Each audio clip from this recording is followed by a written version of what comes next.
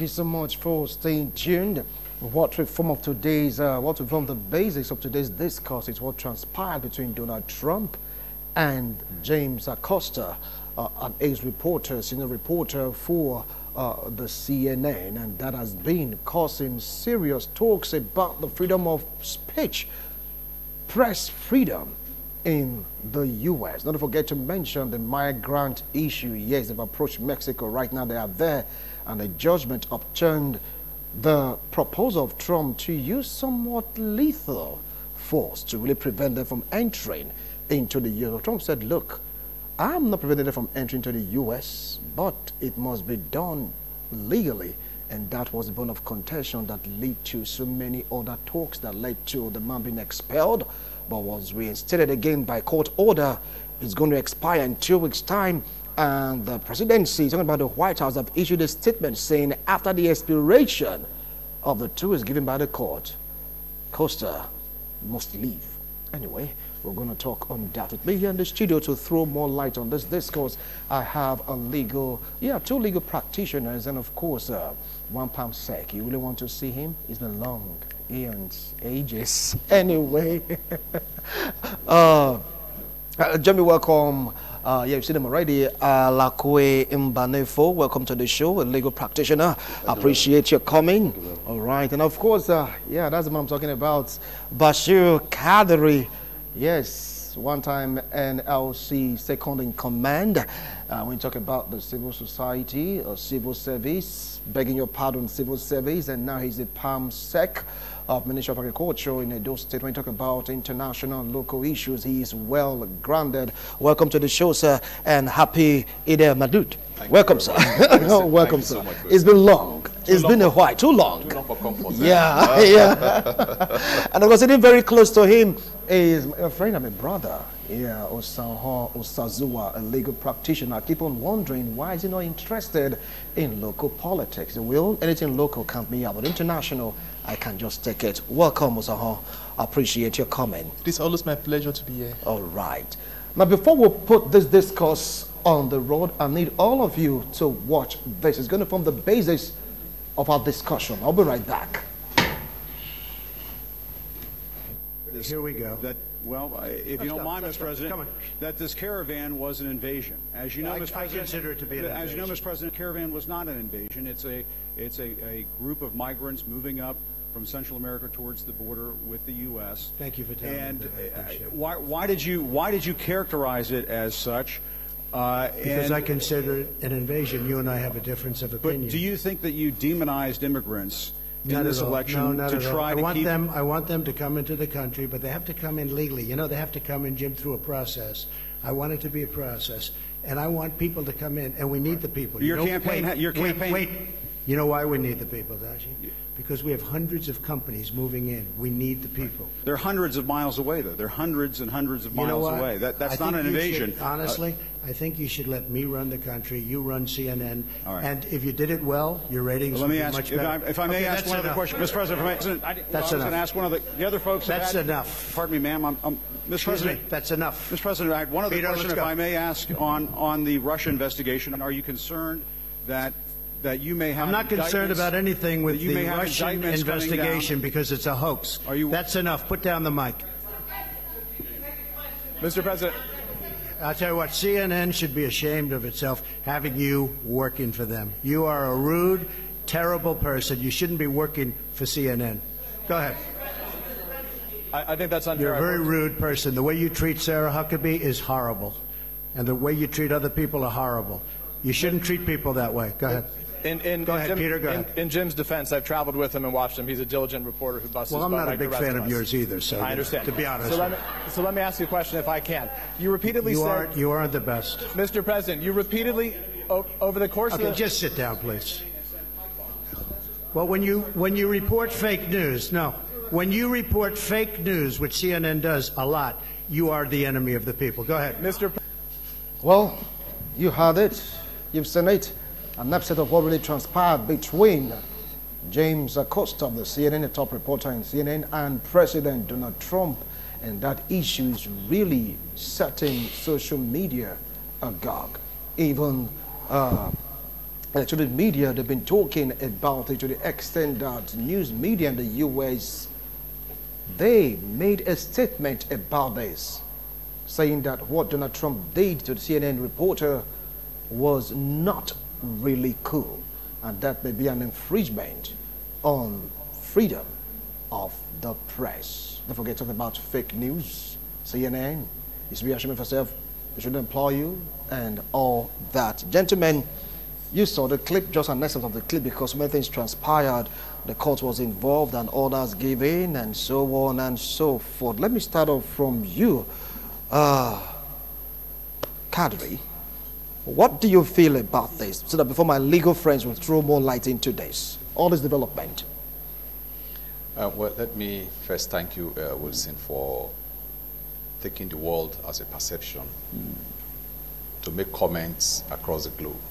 Because what happened to one part of the world happened to the other part of the world. We cannot live in isolation on this, especially now that the world is a global village. But I want to say very clearly that Donald Trump do not seem to appreciate the role of press, even in his coming into government as a president. This is my personal opinion. Because from the very beginning, Trump have never given, there was no pretense for his hatred for the press. He has made this severally. This is not a strange story as far as I'm concerned. It's part of his traditional attitude. He never liked the press. Even when he was campaigning, he had this feeling against the press. I don't know why. But however, I think he needs to rethink and see how he can change his perception. There's what we call the psychological mindset. He had a fixated opinion about the press. So once the press is not speaking in his favor, the press must go to hell. He does not see any reason why somebody should ask questions as to what he's doing. Maybe this is a function of his historical background as a person who grew up from the imperialist tendencies, where it is believed that whatever the king does is right. He does not believe that there's a community wrong with him, his attitude. And that's why the pressmen are simply his first punching bags. Don't forget that this issue of the CNN is not just today. There was before now, and it has continued to be. And he watched them closely. There's hardly any pressman in that circle that have comfort, except he speaks in his favor. But I think as a government that has to do with democracy and the functional democracy in the world that we all look up to as a template for our democratic development, Trump needs to be reminded by those who understand him that he should please take it easy, so that America will not drift. People's opinion will not drift from the point of this is the world of democracy to the world of something else. Because what is happening now is that if the press is gagged, the press is not allowed to make the statements. By the way, if I make a statement about you, Wilson, and that you feel it's not right, sit back and think whether what I said made sense. Then re-examine my decision and see whether my decisions made sense. The reason why people make comment as to what you did that is not right is not because they hate you. It's because they want to simply make you redesign and polish your outing. It could be for your own good. So as far as I'm concerned, I do not think that it is a war between Bush and the press. Because what he just said just now when I watched that, he was saying that CNN should manage CNN. He should be allowed to manage America. The white. you know what I'm saying? And whereas all of us today, I was mentioning outside the camera, and I mentioned that we're all living under one roof. That's what the world is all about. If today the roof collapses, every human being in this world will have a shake. And so let us listen to people who talk to us, and let us also learn from what they tell us. Right. And those who tell us something, I also plead them. Let them also say with some sense of courtesy, so that I can take it and see it as very fine thing to do, and I apply it and change my perception. All right. Thank you so much for the opening. Now, let me come to you. As a legal practitioner, you saw the footage. You saw the bad blood emanating. It's like a battle between these two persons. From what you've seen there, did Costa really go too far afterwards? Like, calm down, sit down, enough, and the man was still persistent? Yeah, as a matter of fact, the drama that we just watched is quite unfortunate, because the United States has been a beacon of democracy. The United States has been a beacon of free press. The United States has been a beacon of, respect for fundamental human rights. The United States has always been the beautiful bride that the whole world is watching. The United States has been a country that we look up to as the father of the entire world. It's been a place that the rest of the world looks for as a role model.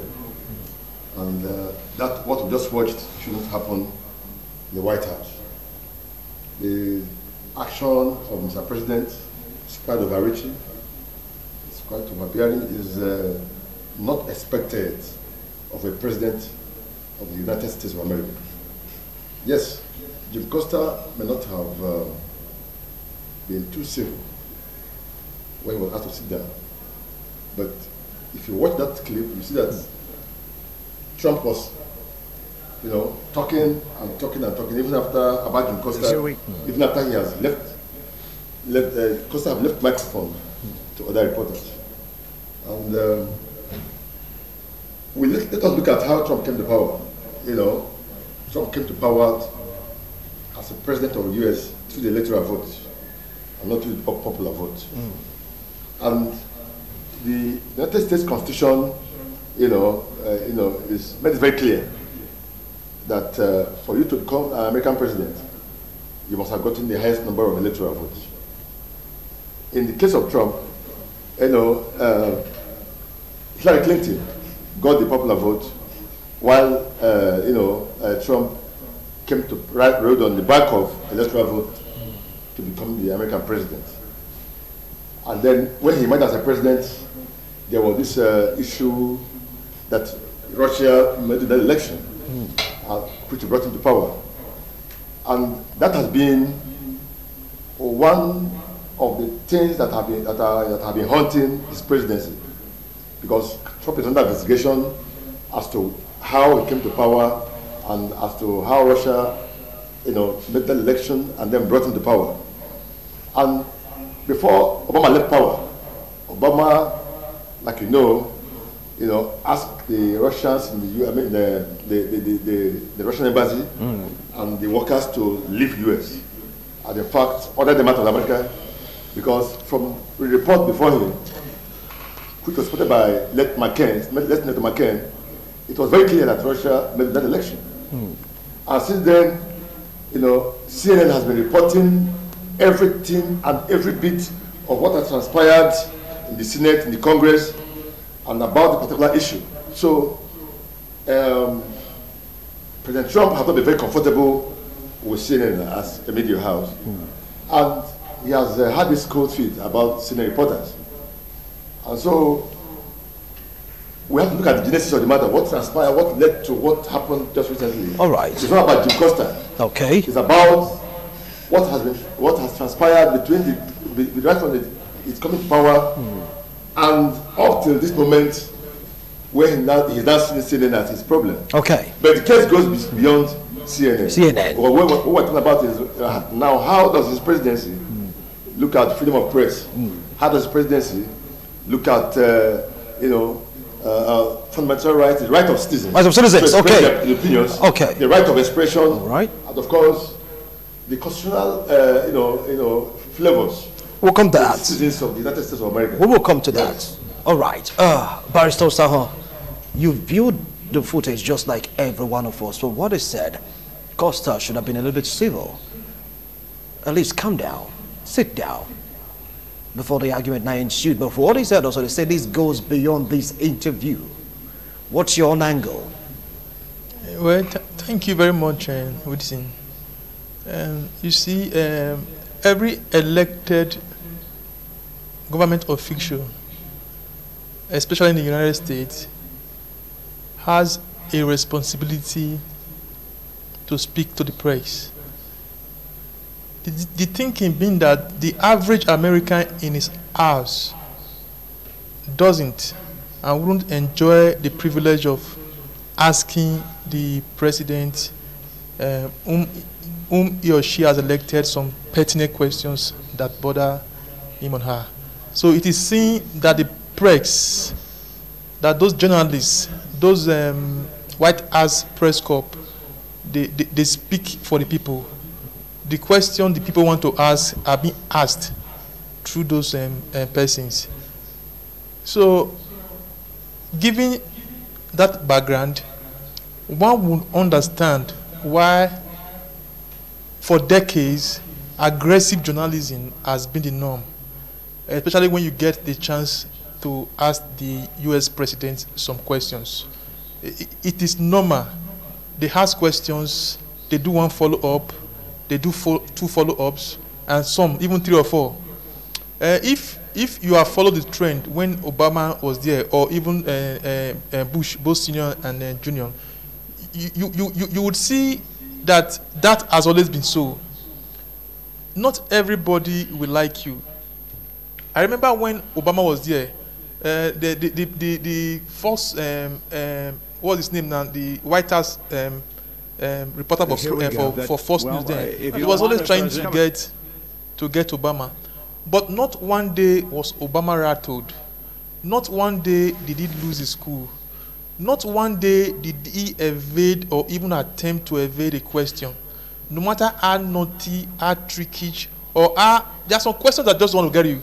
He always find answers to them. And there was particular one they asked him then. It was a second question, a second follow-up to his second question. A follow-up question. Yes. No. He has 2 questions, and they have several follow-ups. This, I remember, was the second or third follow-up to the second questions, which will make you to understand it is a norm. So when he now asked Obama, and he get Obama rattled, and Obama just quickly said that he just jokingly admitted that you got me on the second one. Let me think about it. You understand? He just said it jokingly, and when he knew that first being a conservative newspaper, where they were coming from, he didn't see them as enemies. And not one day did they have any issue that not became an issue that everybody is not talking about.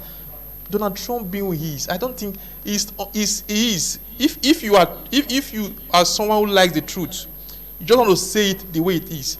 You must be honest with yourself. Just not to deceive yourself. You must say it that Trump is unfit for the office he's holding.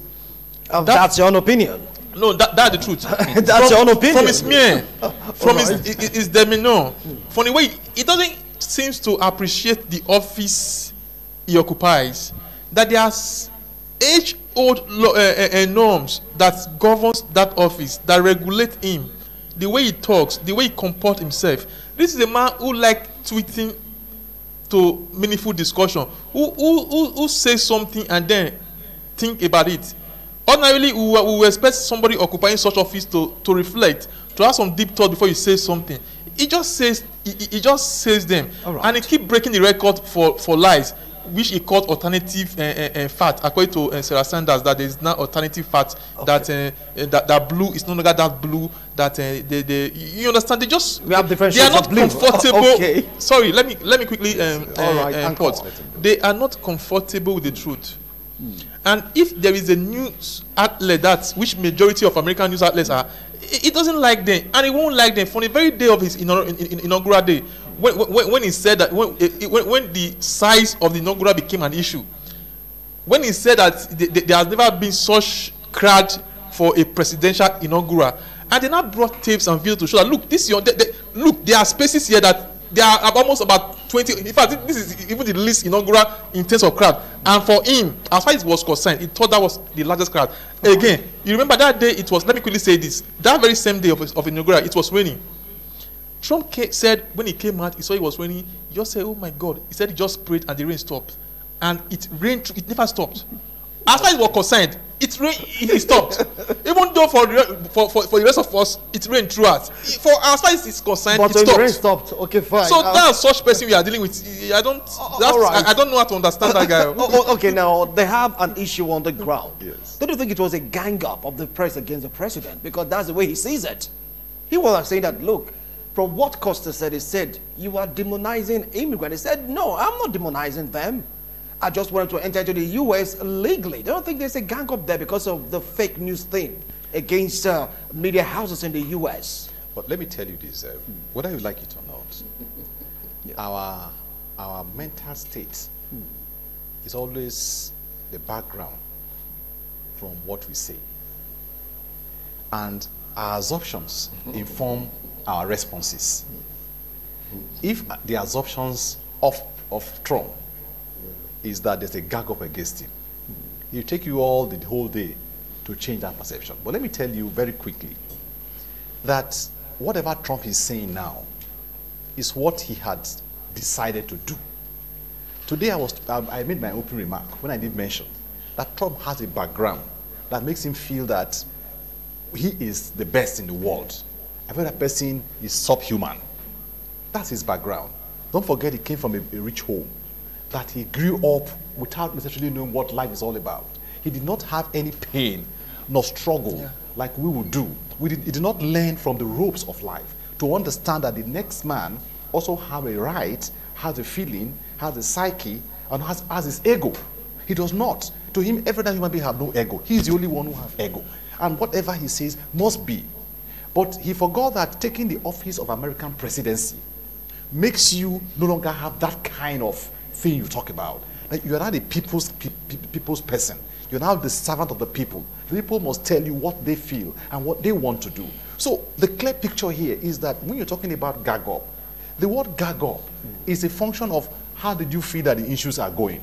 For instance, he came and he told them we're going to build a wall across and block off Mexico. He said so. It's not a story. And he also, to him, as far as he's concerned, migrants are the reason why America is not doing well. And that these people should be asked to go home. Today, my friend here was talking about the issue of America being a standard where everybody converge, where everybody aspire to become the leader, where everybody believe that this particular country is where I'm going to find my haven and rescue. For me, I am not holding Trump responsible for all of this.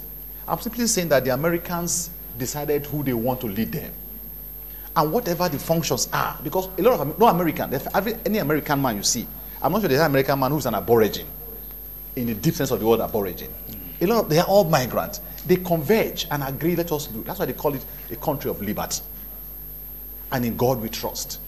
Now, Trump believes clearly that he is the czar of America and that nobody's opinion should change his opinion. So he decides what he wants to do. And this is clearly what is happening. In the next couple of years, before he leaves the office, if he's come back again, fine. But let me say this quickly before I anchor this. Trump is only playing the average American sensibility. And that is the Republican. The Republican is what exactly, this is the carbon copy of the Republican concept. And Africans have never and will not be celebrating the Republican rule in America. We have seen that over the years, Republicans have not been the hope of the African people or the other people. It has been the hope of the very elitist and class. So today, what you are seeing now is that the press is simply saying, who are migrants? They're the people I'm talking about here. So the press is simply saying, no, this is what you, listen to us. He says no because he has a mindset. The Republicans have their mindset. The Democrats have their mindset. And for me, we're only just talking this because maybe we want to re-examine what is going on. But I anticipate this will happen because when I knew the background and the pedigree and the history of Trump, I expect what is happening now to happen. You expect it to happen? I expect it to happen. All right. Now, he talked about Trump having this background of a Republican. Do you think that also is playing out in this contest from what he just said? Their mentality, is it about Republican or about Trump, the man Trump? Yeah, I think,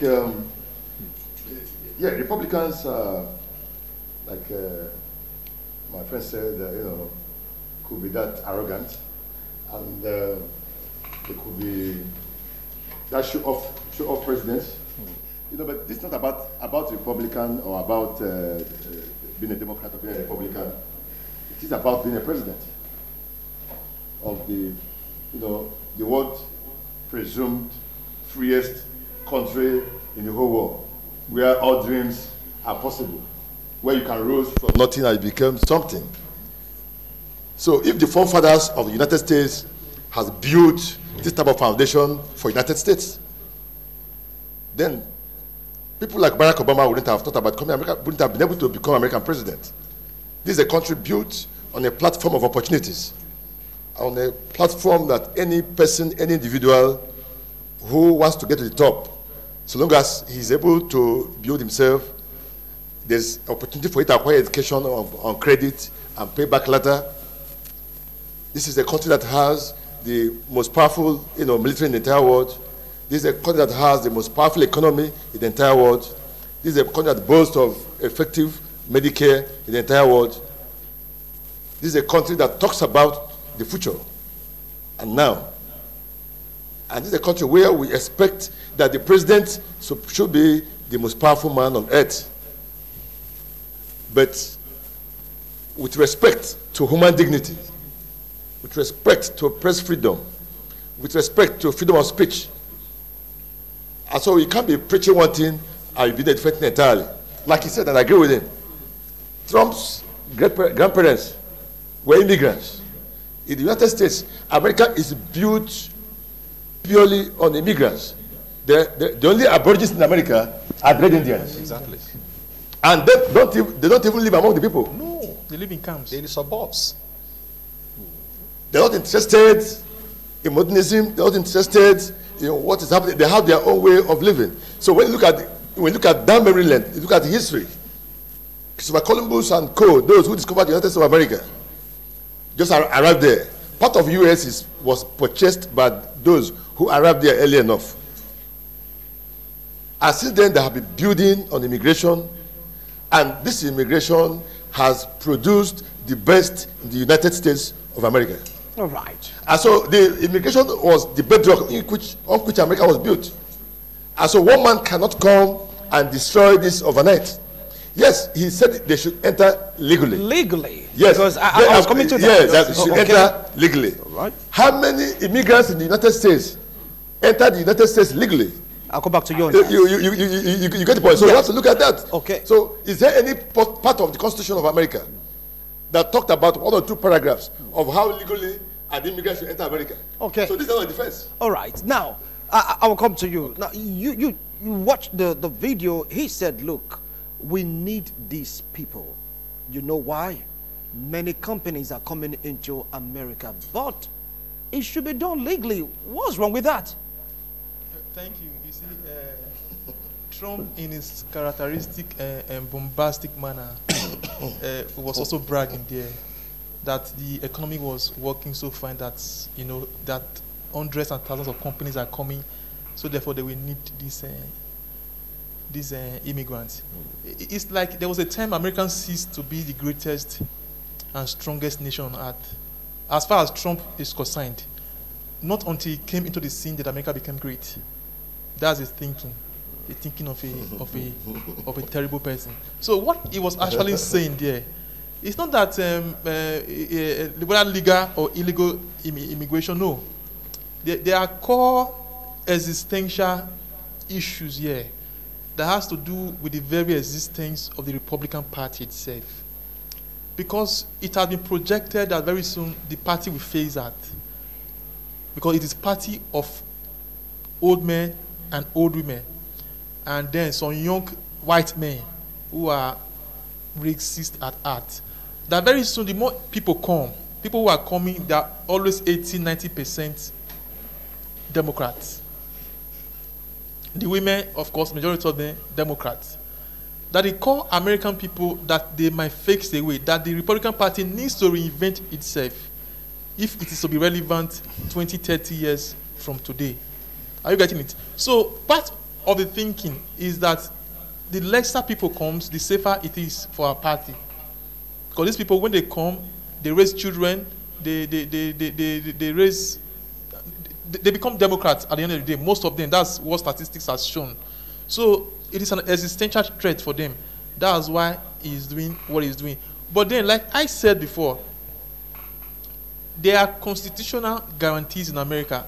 Trump thinks is the president of, let's say, Russia or North Korea, where they see have that strong mentality. He failed to realize that America is far, far bigger than him, bigger than whoever occupies the office or the president. Because there are strong institutional frameworks that guarantees that the system should work. That no man should ever be greater than the country or to become so strong as to be able to to alter the engines of government to suit him or herself.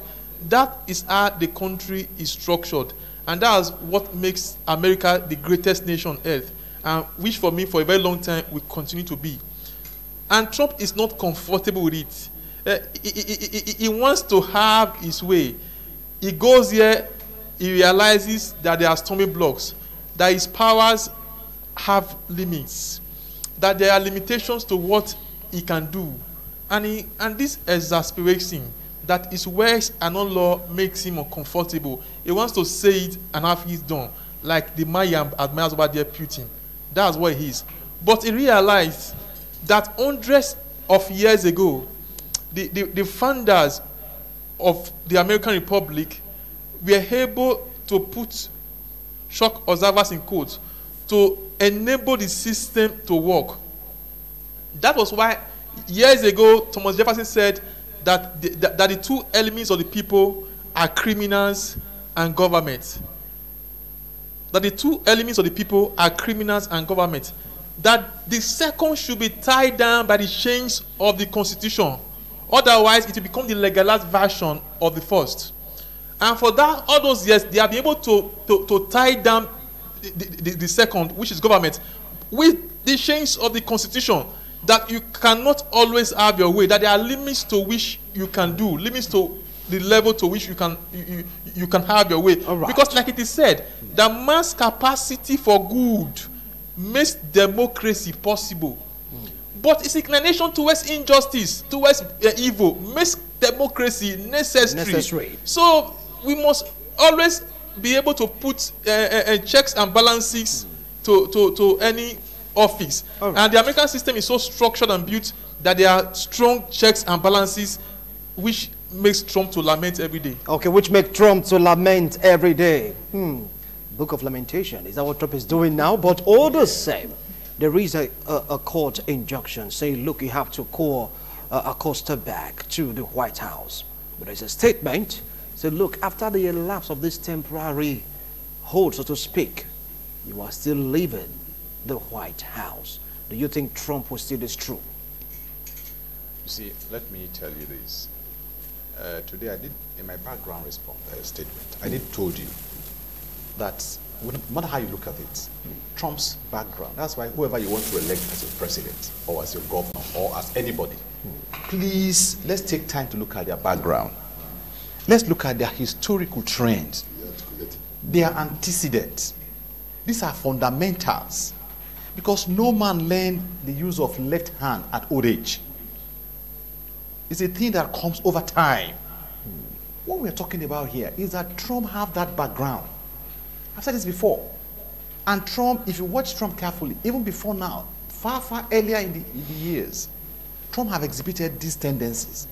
For him, no man is intelligent except himself. I said this before. And for him, he's not a poor man. So to him, what are you talking about? You listen to me. You must listen to me. You have no statement because you are a dunce. And that's the way he runs the system. Yes, it's true that the court says the man should stay for 2 weeks. And Trump says, look, you must go. Must Trump have said so? Would he have said so? For a standing president of his class? Would he have said he was going to make? Competing with who? Competing with the judiciary?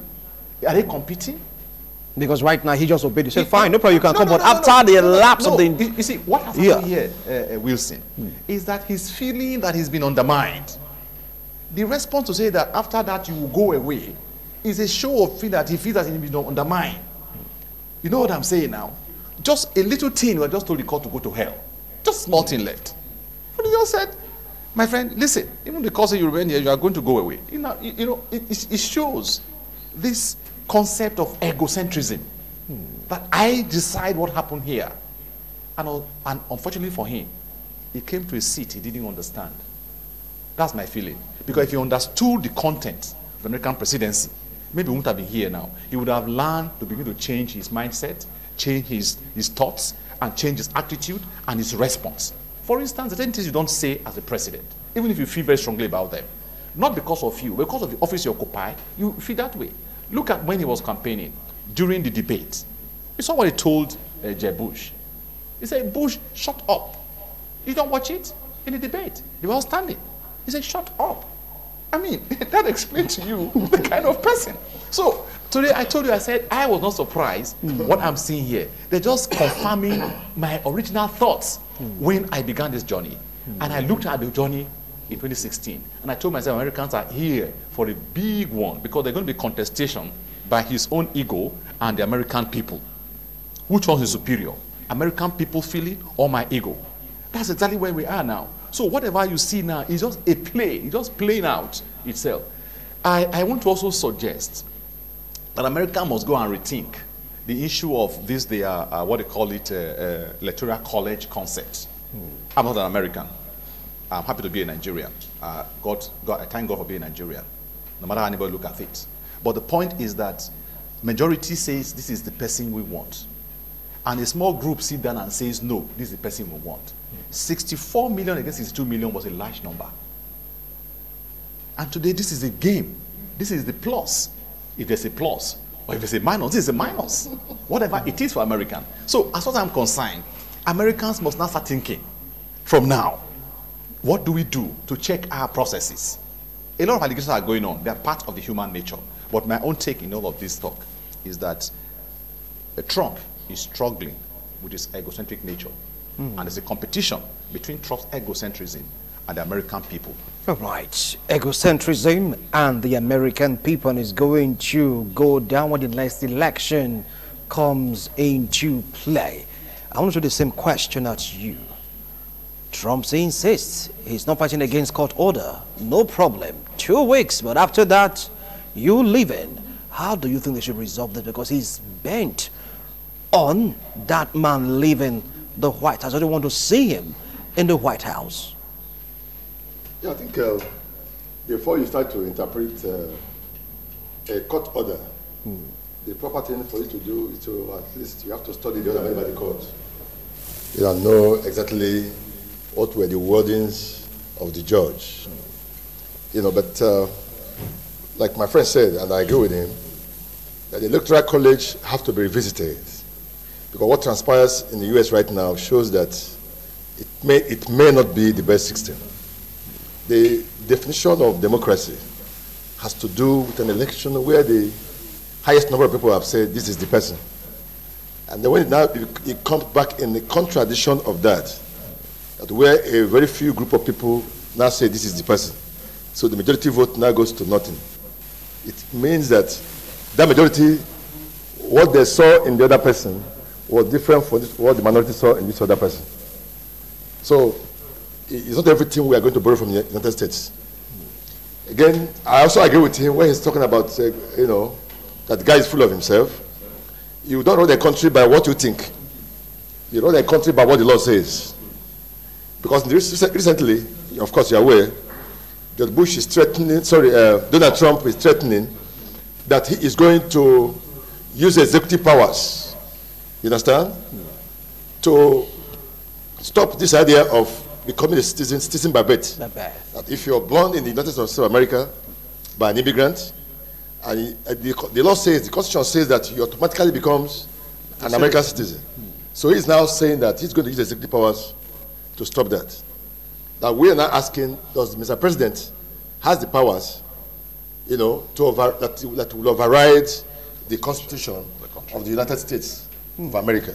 Okay. So because before he can do that, it has to go through constitutional processes of amending that particular, you know, clause of the Constitution that stated that if you are born in the United States of America, you automatically become the president of America, I mean, the citizen of the United States of America. The Republicans used it to stop Barack Obama from becoming an American president until he produced his birth certificate to show that actually he was born in the U.S. So Republicans are not feeling comfortable. They don't want that history to repeat itself again. Okay. And so, having said that, I think, back to your question, if the court order says 2 weeks, that Jim Costa should stay in the White House, and after 2 weeks he can't come back to the White House again, is the order made against Jim Costa or made against CNN? So if it was personalized to Jim Costa, that he has 2 weeks to stay in the White House, does the order of court stop CNN from sending another reporter to the White House? The judge cannot make such an order stopping CNN from covering White House activities. But if the judge feels that there's something that is wrong between both of them, he can ask Costa to stay for 2 weeks in the White House and also allow other reporters from CNN to be covering the White House. The White House, the president has no powers to stop CNN as a news body from covering events at the White House. Okay. That's my response to that all right. Particular question. All right, with all this trouble, this squabble affects the Republican chances, or will I say chance of emerging or producing the #1 man in America. One trouble, too many. But this man is still waxing strong. Thank you again. I will answer you, but let me quickly, for the sake of our viewers at home, let me quickly say that as we speak now, the issue, Trump has come to realize that there are certain things he cannot do, like I said before. And one of such things is that he couldn't unilaterally keep Jim Acosta from the White House. So as we speak now, they have resolved the issue, and it's what they call the hard pass that will enable him to enter the White House grant at any time has been restored, as in permanently. But there was a caveat that says that they attach something good behavior, and that it should stick to the rules. And as we speak now, there are no rules governing the coverage of press conferences in the US. There are no rules. So the rules that they are talking about now, we don't know. But it has been resolved to some extent now. In just 2 weeks. Don't forget it. 2 weeks. Not 2 weeks. No. Because they went to court. It was also to lapse early morning Nigeria time. Early morning Nigeria time. But they have resolved it today. Yes, today. So Trump and the White House has agreed to let Jim Acosta be, because they realize that they will just be fooling themselves if they persist, if they allow the drama to continue. I haven't said that. Let me quickly say that I was one of those persons who sat there during the last elections in the US, and I could have sworn on my life that there was no way Trump could have won. Of course, he didn't win. It was, my colleague was saying about 2 million. It was almost 3 million, 2.9 million, 2.9. If he didn't win, how come he's the president? Yes, we are talking about that. There is something. I was reading a book that has to do with minority rule in America today. Do you know that the state of California, about 42 million persons are in California? They produce just 2 senators. While Wyoming, with about 384,000, also produces 2 senators. So, and let me tell you something again. It was deliberately built there to protect the Republicans, because if America was to be ruled by the urban areas, they all vote majorly Democrat. It's all those villages, those suburbs. That's where they get the vote from. All right. Places like Wyoming, places like some small place, just to protect them. Yeah. So, but ordinarily, to answer you, I don't think Trump, from the last election, do you know that the Democrat got about 60, so far now, almost 61 million votes for the acts alone, this last election, which almost equaled what Trump got in 2016. And normally, and for all times, the presidential race, the number of turnout for the presidential race is always higher than that of the House. Right. So that gives you a template. That shows you that comes 2020, there's going to be a massive blue wave. Thank you, gentlemen. Our time is up. Our time is up. You perhaps said a lot, but if say the PD give me a signal for almost past 5 minutes now, it's a continuum. We keep watching Donald Trump, Jim Acosta, the resolve it. Would there be more in course of this migrant palaver? Anyway, we just keep you informed. Gentlemen, I appreciate your wonderful analysis. Straight on point, no time to give a last line because we have to work with time. We'll have to work with time. We'll do it again next week, Tuesday, God willing. Bye for now.